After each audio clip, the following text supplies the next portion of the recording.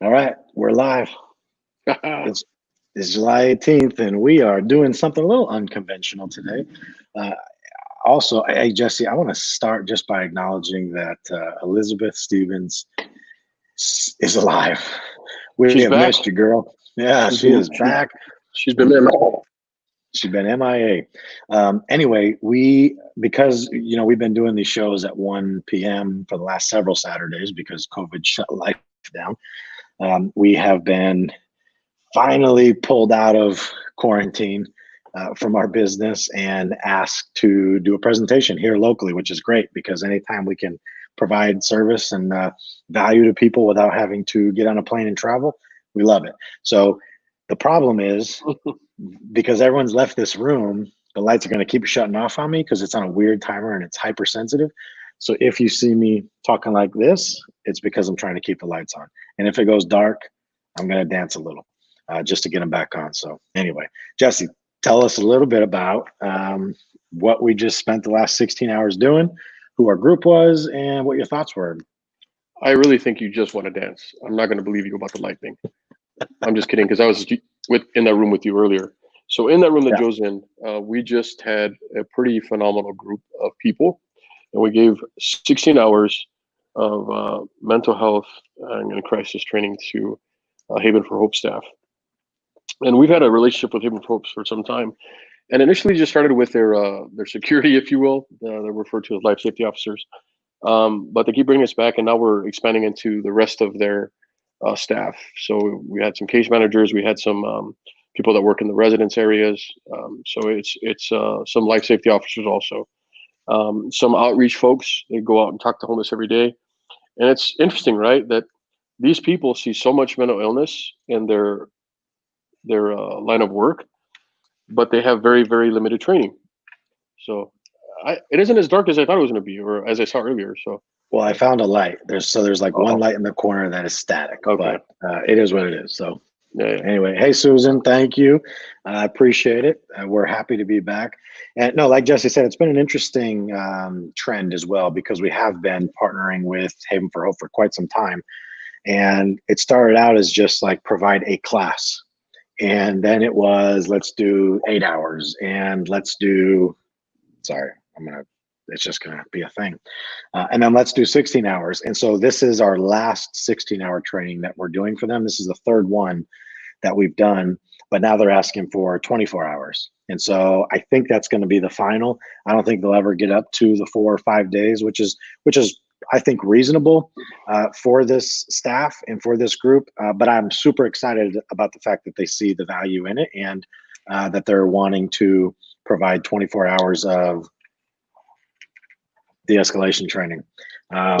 You're coming in fine with plenty of light without it too, so Yeah. I wouldn't All worry right. about it too much. Yeah. Okay. But anyway, The coolest part too is there was some people that were in the class that have been since. So Haven was first established, opened in 2010, and it's as long as I've been in policing. And they were the group that has been that long said that this was like the best training they'd ever had. So that is a really really validating a thing, and I always love hearing that. And it, as many times we've heard it in the past, it still blows my mind, and I still love hearing it. So we must be doing something right. yeah, and I appreciate everyone.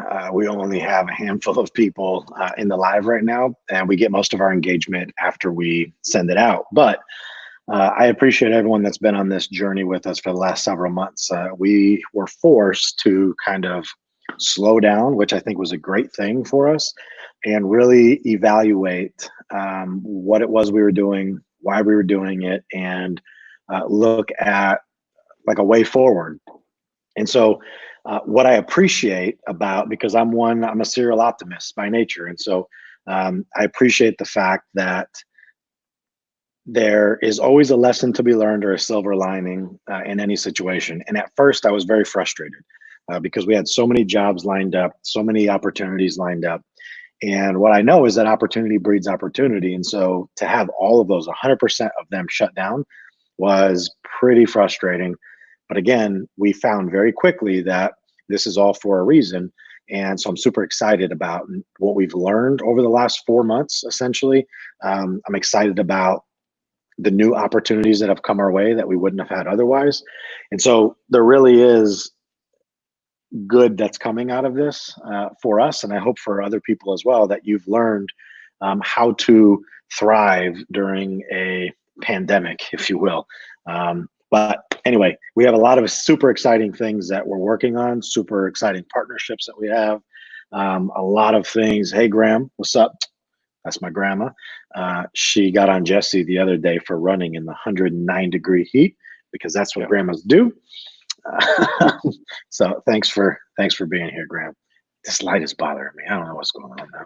You look fine on this end, bro. You do.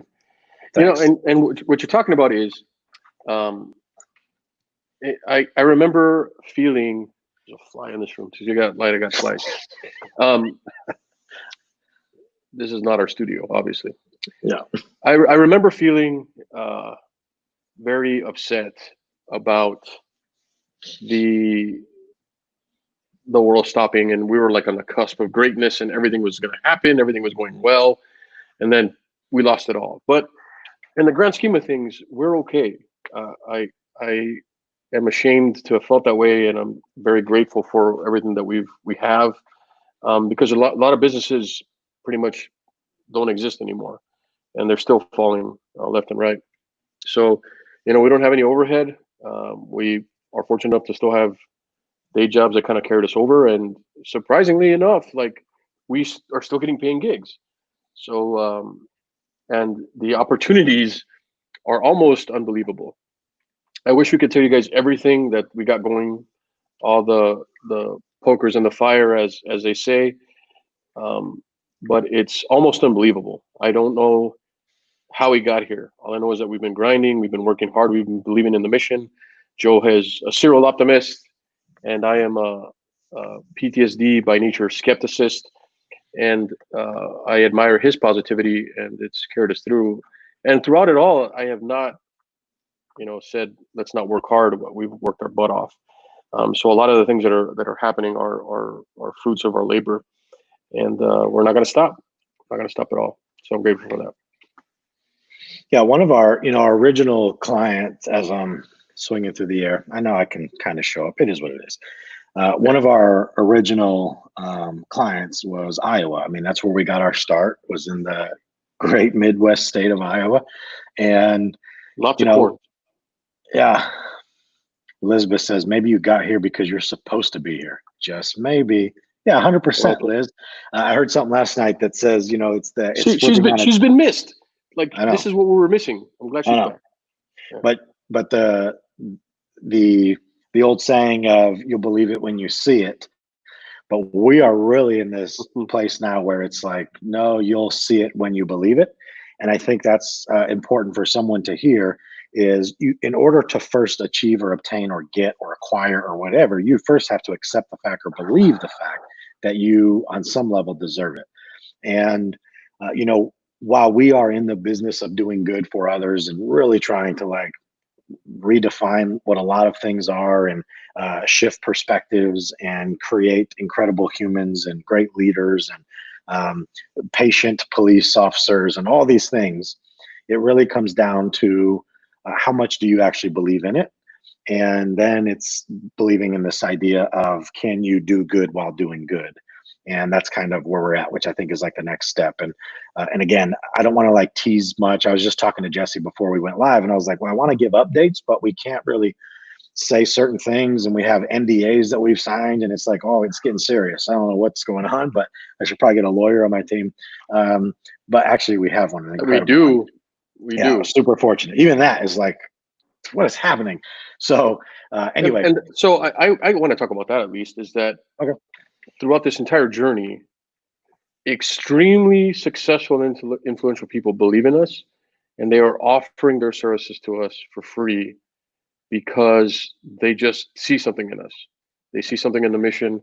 And we have a very, very cool attorney who is probably out of most organizations' price range, that knows Joe, saw the film, has ties to the filmmaker too, and believes in us so much that he's just helping us out pro bono. So we're super proud of that. Good deal. It's a good deal. Very good deal. Hey, Zach says, I believe you were just getting ready to say how much you love Iowans. Um, yeah, man, I absolutely do. They're incredible people. They're large, typically. They're very Not large people. not Zach though. Zach's an exception to the rule. Zach's Zach's average for like American standards. But hello, mother. It's good to see you on here. And Trini, love Trini, this dude. Yeah, I love this dude. So this guy, he's got an incredible logo there. So Trini is another one of our great friends and mentors, and he's doing phenomenal things for himself and his community and his family and just first responders as a whole. Um, that guy's a and machine, man. He's just a yeah, machine of goodness. Uh, I, that's the yeah, only way I can describe the guy. Machine of yeah. goodness. And I know he's super humble and he wouldn't like me saying this, but he has the He's greatest house I've ever been in my life with the greatest pool I've ever been in my life. So, sorry, Trini, I know you're blushing with anger. But let him. yes, Zach. Zach is a great dude.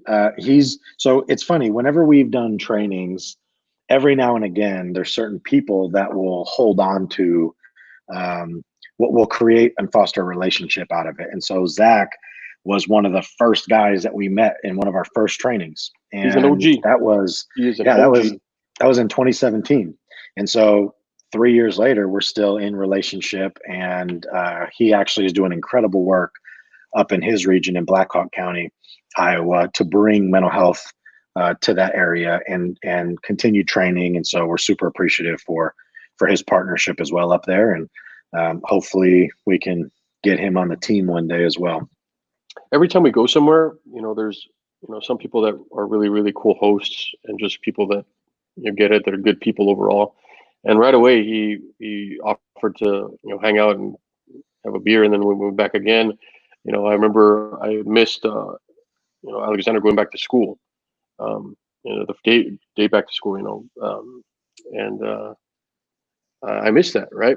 And he brought me to the house, and we were watching his kids play and just having a beer, and had some barbecue. So it was a good time. So he's always been a good friend, and it's interesting, right? Because he understands a lot more about this. Uh, if you're going to be a good instructor, you have to be somewhat. You have to be a good communicator. You have to understand, read crowds, and he actually has like a background in comedy and a background in theater. So it all just worked out. So he gets it, and I think big things are coming for him too. And he's probably freaking out right now because he's typically my lighting and sound guy, and so I'm just going with AirPods, not mic, and my lighting is terrible. He's probably Thanks. saying you suck right now. Yeah. He's like, what are you doing? Katie says, I will always welcome you. Hmm. Oh, I was like, who's Katie? But now I know Katie because I see Yeah. that man in the Look at that background. smile back in there. That handsome man. Oh, Brandon. Yeah. Mm-hmm. Great people. Iowa is filled with great people. They are, and their community is in high need. I was just talking to the group today that they're pretty much almost last with bed space availability, right? So they have their own issues and challenges, but they're all compassionate people and they're willing to learn. So we've been able to help them a lot, and I'm glad we'll be able to go back. I'm super excited about that. So what else? Someone has a question. I feel like we are honestly, this is one that we're so real quick. Speaking of Zach, here he is again. I'm watching outside, so you're safe, buddy. I can hardly see my screen. All right. He's not going to be judgmental. We're actually going to have him on the show in 2 weeks. I think it's the first. I don't know, but 2 Saturdays from now, we're going to have Zach on the show. He's on vacation right now, as one does, and so he's not available, and his internet is shoddy. But yet he's chiming in, watching us. But I'm sure he wants to be in his studio because that's how he is. And I'm sure this is going to shock all of you, but we kind of plan our shows last minute, week to week. We do not have like a schedule filled up. If you think that we're that organized, I'm glad we fooled you. So week to week, we're flying by the seat of our pants. Put it this way: next Saturday, we have no clue who we're having, what we're doing. We do have one feeler out, thanks to good old Jen McShane, who's got our best interest at heart always. So she's made a recommendation, and so we have a feeler out there, but I don't know if it's going to happen or not. And so we'll probably finalize it by Thursday night or Friday afternoon, because that's how we roll. Kind of like this light. Unreliable at best. Yeah. No, I do want to say though that our following has grown steadily, but slowly but steadily, and I'm very appreciative to everybody that just takes the time to see what's going on, to listen, to comment, to like, to share, to subscribe. We really got good people following us, and I'd rather have a quality of really positive and good followers than a bunch of people that don't pay attention to what's going on. So we're very appreciative of your support of our content. So thank you for that. Yeah, even though Elizabeth, you disappeared. She's still there. She's watching with one eye. So one of the things that we can talk about and share that I'm super excited about is our partnership with Milo Range. The great Dr. Joy Verplank, who was introduced to me by an incredible person, Yale Swerdlow. And so we're actually doing some stuff looking at, we're demoing some virtual reality technology right now, but that's part of the thing that it's all in beta. We're testing things, we're looking at things, but there's an incredible opportunity that I think we're right on the verge of I don't know, a pretty significant breakthrough, if nothing else, in partnership and the capacity that we all kind of bring together. There's a wonderful conglomerate. Another one that we're working with that I'm super excited about is an individual out of Austin who's a phenomenal human being. And we're looking at doing some video stuff, some PSA type things. We're drafting and scripting up some different, just some exciting things, trying to, again, improve the existing culture, whatever that means. And so if you believed that we were always just going to be some guys that would teach classes for a living and talk in front of people for a long time, I think I might have even thought that for a while. This is going in directions that we never imagined. With technology, with science, so many people believe in our service and our product, and they're putting it in the forefront of the cutting edge of science and tech. And we're grateful for that, and I look forward to the future. Something great's happening. I can see it on the horizon. So Elizabeth's one-eyed question, because she did not leave, Jesse, I knew it, is, so how, if at all, has your 16-hour de-escalation mental health training content changed in the last few months? Meaning, wait for it. Okay, just trying to get my lights on for this. So I imagine with the slowdown that COVID has created, coupled with the atrocity of what was the killing of George Floyd, and how this country is in a state of just chaos. I mean, there is such a, it's sad, honestly. Like when I think about, or God forbid, if I consume any media, it really does break my heart, because again, as someone who is an optimist and who really does believe that all people are good, I really do believe that every human being is made up of something good, but they just kind of lose their way along the way.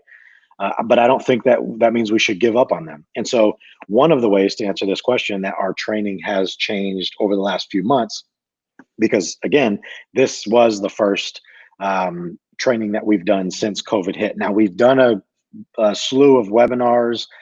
We've done a bunch of Zoom things. We've done different types of online creation, but this was our first in-person training, and it was super exciting for us to get back out here. The only thing that's really changed in this class as opposed to pre-ones is we absolutely addressed and talked about the increase in mental health. We talked about how we knew mental health before COVID and the civil unrest that exists in our country. We knew that mental health was a significant issue that was mostly going untapped and unnoticed and under-resourced.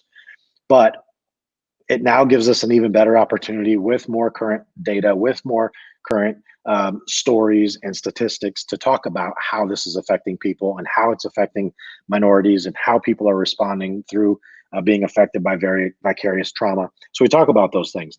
Also, this was the first time that we've introduced the resiliency and self-care class. Now, that's a class that I created for first responders. And even though this group had case managers, street outreach individuals, jail peer support individuals, we still know the value of people being able to first care for themselves before they can effectively care for others, right? And I told them that so many people on these helping and protector roles spend so much time and energy focusing on the end user, the client, the consumer, the person they're serving, that they neglect themselves. And so they're consistently trying to pour from an empty cup, pour from an empty cup. And I believe that this is where moral injury comes from, is because we're not built up and resilient. We don't have a good understanding of what self-care even looks like. We just fall back on the habitual patterns and practices that we once had. And so this is the problem. And so I just finished teaching that class before we did our testing and role plays, and people resonated with it, right? I mean, I didn't read all the critiques, but I saw that the first one I did read mentioned that, and they said, hey, I'm going to adopt some of these self-care pillars into my personal life. And that's my goal, right? That's our goal when we teach these things. And it's like I tell them, and then I'll let Jesse answer this because I know I'm long-winded. But the great Socrates says, I cannot teach anybody anything. I can only make them think. And so anytime Jesse and I do a training, it's very simple to come in and say, I'm going to teach you this, or I'm going to teach you this. For us, it's like, hey, I'm going to demonstrate this. I'm going to show this. I'm going to talk about this. But ultimately, it's up to you to shape or shift or change your perspective and then implement and do something different or not, right? That's the other option. And so we're not necessarily teaching anyone anything. We're just being a living example of what's possible, what could be, and then ultimately trying to provide an alternative perspective for other people to then say, I want to try that, or I want to do that, or I want to see what that would be like. And then they're changing their own mind, because I'm a firm believer that everybody should challenge their beliefs. This is a big part of the book that I'm writing that will be out soon. Super excited. Teaser, trailer, what's up? But I'm getting a book out very soon, very, very soon. So be on the lookout for that. But that's a lot of what I talk about, is just basically how to be a human being, from my opinion. Go ahead, Jesse. I know you got thoughts and opinions. Oh, I'll just say that while that's true, behavior change still happens. I'm positive that we influence behavior change through our training. So I know what happens, and we hear it after, right?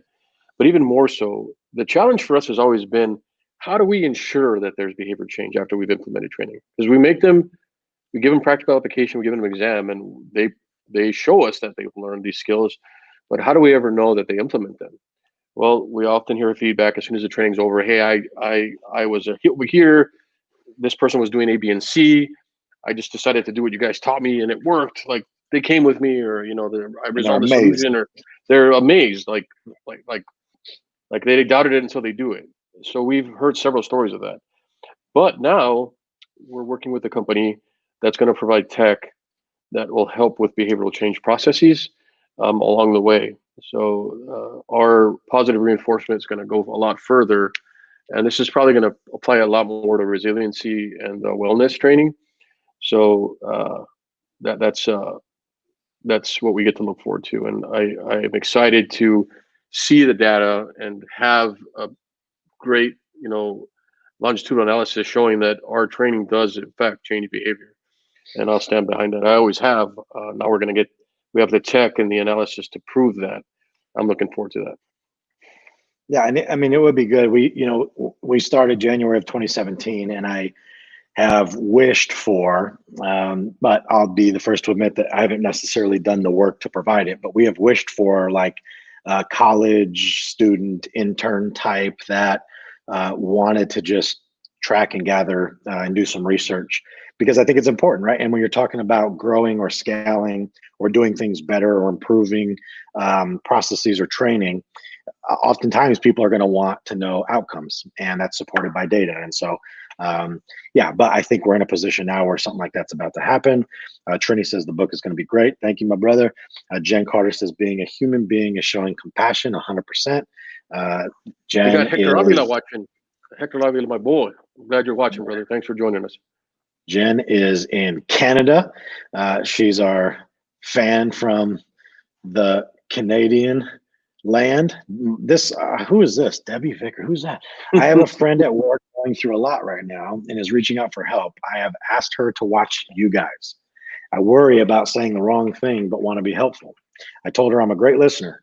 She said she has to change or no one will like her, probably get fired, then what? I believe listening to you will motivate her to turn her life around. All right, that's a big ask. That's also my mom. Thank you for that. And so, what I would just real quick say to this is, mother, when you say, I worry about saying the wrong thing, but want to be helpful, here's what we teach, and here's what you should know. Because there is a such thing as like saying the wrong thing, but don't let that paralyze you from actually helping. And so, if your intentions are good, if your heart is in the right place, and you say something that is offensive or upset somebody, the best and simplest thing you can do is apologize and just simply communicate the fact that you didn't mean to hurt them, or you didn't mean to offend them, or you didn't mean for it to be that way, but you're trying your best. Right. And it's the same thing that we teach first responders when they're dealing with actual crises or crisis intervention on the street with people is inevitably you're going to say something that upsets someone, but don't let that stop you or don't let that prevent you from saying anything at all. And so I know you have a huge heart, mom, and you're trying to help people out. So I don't know the context of the help, Debbie, but there's also the realization that some people have to be ready for help. Some people don't like to hear certain things. So it sounds like maybe this person may be difficult to work with. Some people have developed, things like personality disorders over past relationships, and they can be very set in their ways, maybe confrontational. So the fact that you want to help is good, and that you're going to try. Just know that if they don't want your help, they don't accept it, or it doesn't turn out the way you want, that is not your fault. I think the fact that you're showing compassion, you're showing empathy, and you're willing to help is important. But the person also has to be willing to accept and be open to your points of view. Moreover, I think that's a big compliment to say that we can change people's life by watching. I don't know if that's the case or not, but if we can help anybody, I'm proud of that. So thank you for that bit, Debbie. Yeah. Have her subscribe to the YouTube channel, mother, because I am way short of the 82 million subscribers I'm shooting for.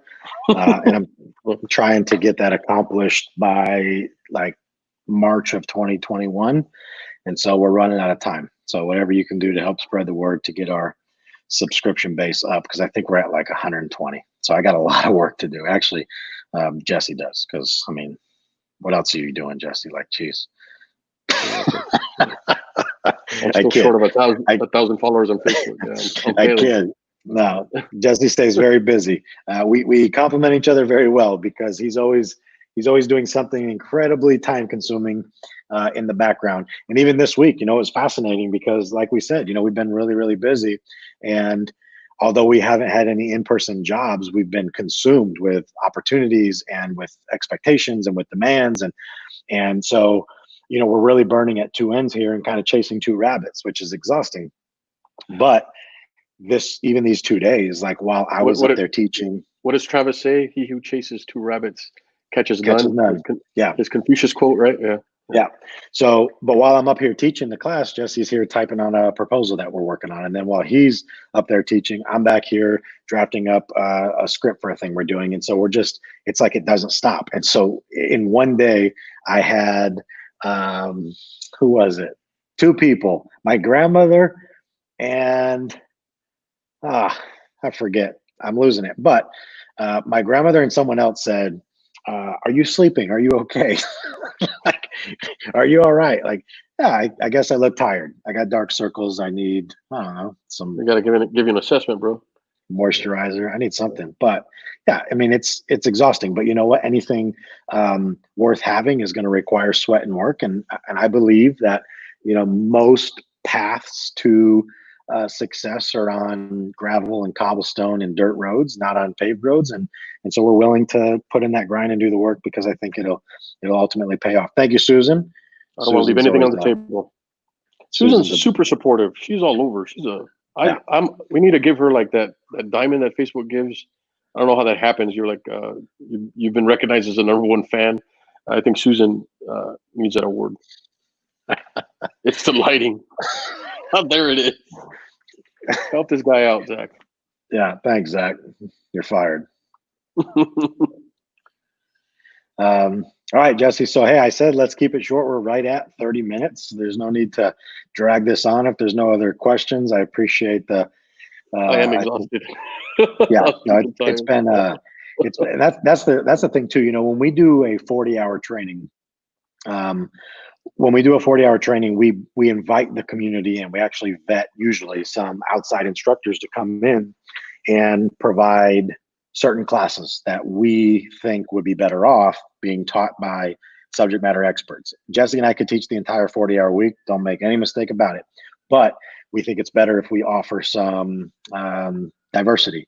Well, when we do 16 hours or 24 hours, it's 100% he and I. And so, you know, we at the end of it are just like worn down, teaching 3-4 classes a day, and I get home and I'm like, I don't want to talk. Like I just want to relax, watch golf, preferably with Tiger, but he didn't make the cut, and just chill out, you know. And so I'm excited. I got soccer tomorrow morning, 9 a.m. So I'm looking forward to that. And then he and I are committed to spending several hours of our only moment of weekend to get some more work stuff done. And so, again, I think diligence is important, and I think we're putting in the work, and I just feel like it's our time and we're ready for something big to happen. And so I'm excited for what that's going to be because we don't yet have it identified. So, universe, I am open and ready. Jesse, what do you got? Close them out, brother. Yeah, it reminded me of a quote I just read not too long ago that said, like, most millionaires didn't get there till they were 50. So there's still hope for both of us. That being said, hey, read that quote that's on the board in the room. Although the world is full of suffering, it is full also of the overcoming of it. And that was said by Helen Keller. At least that's what the whiteboard tells me. So don't take that to the bank yet, but that's what the board says. And good job for watching that, Joe. I didn't even know that was there. Yeah, I did my role plays in that room, so I was like, I love quotes. Okay. So yeah, no, I just I wanted to share that one with you. So thank you, and thanks, Andre. Sorry, Jesse, I didn't mean to cut you off, but he says I always feel like I leave each session a better person thanks to you guys.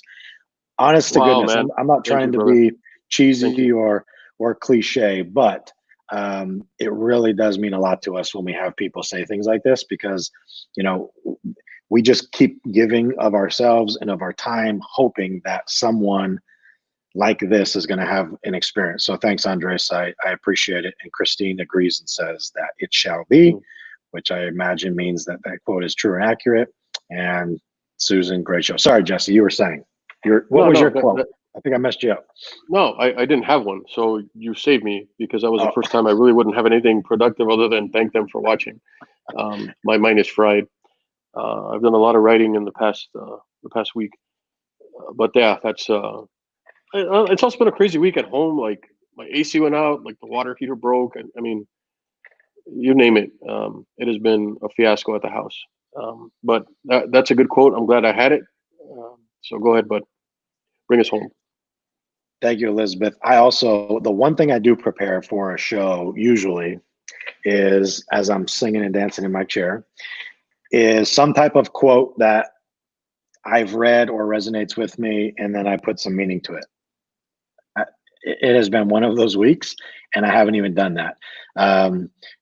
Real quick, though, Trini says you must take care of yourself before you can take care of others. Yes, thank you both for all you do for us in the show. Thank you, Trini. Love you, brother.